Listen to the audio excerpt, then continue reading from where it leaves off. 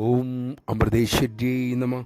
അമേരിക്കയിൽ ജോലി ചെയ്യുന്ന ഭാരതീയരായ ഡോക്ടർ ദമ്പതികൾ യദൃശ്യ അമ്മയെക്കുറിച്ച് കേട്ടു.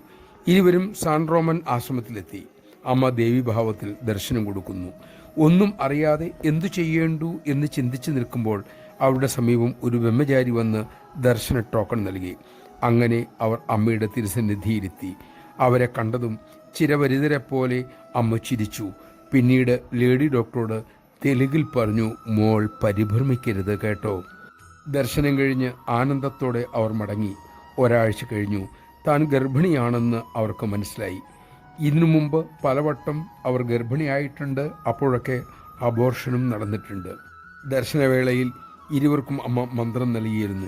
അമ്മ നൽകിയ മന്ത്രമായിരുന്നു അവർക്ക് ആശ്രയം.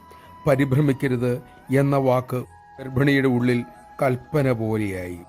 യഥാസമയം സുഖമായി പ്രസവിച്ചു. ആരോഗ്യമുള്ള കുട്ടി. നമഃശിവായ. ചോദിക്കാതെ തന്നെ അമ്മ വേണ്ടതൊക്കെ നമുക്ക് സമ്മാനിക്കും.